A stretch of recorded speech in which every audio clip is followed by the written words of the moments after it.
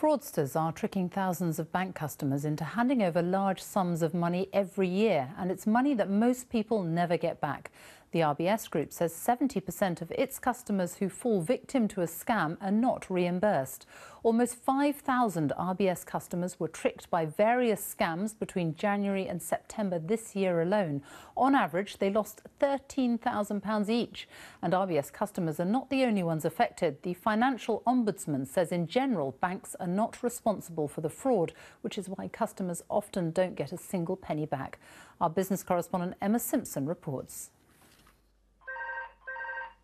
When the phone rings, Margaret gets anxious. Every call now screened. With good reason. Last year, she was tricked into transferring £35,000 to fraudsters, pretending to be from her bank, Santander. It's just devastating.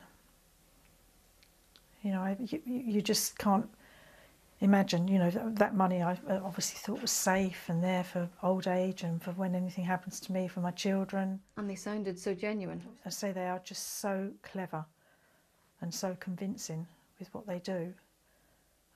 You just believe everything they say. And the fraudsters even booked a taxi to bring Margaret here to the town centre so she could move the money from her bank as quickly as possible.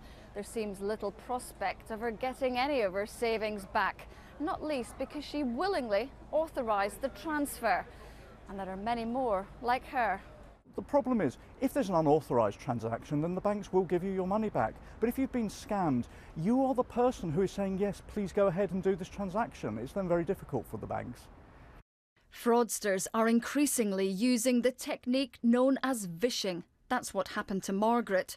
When they called her up and gained her confidence, they told her to put down the phone and call the number on the back of her own bank card. She redialed and thought she was now talking to her own bank. The fraud works because the scammers didn't drop the line and fooled her completely. And the scams come in all different guises. RBS alone says it had 900 cases of customers being duped into transferring money from their bank accounts just in the last week. It strongly suggests that this is an industry-wide issue and it is the tip of the iceberg. There's far more out there. Now that RBS have broken the ice, I think we'll find out about much more of this. Thames Valley Police have been investigating Margaret's case and would like to speak to this man seen here on CCTV. Santander says it's sympathetic to fraud victims. Like other banks, they would never ask a customer to transfer money. It's cost this pensioner dear. Emma Simpson, BBC News, Oxfordshire.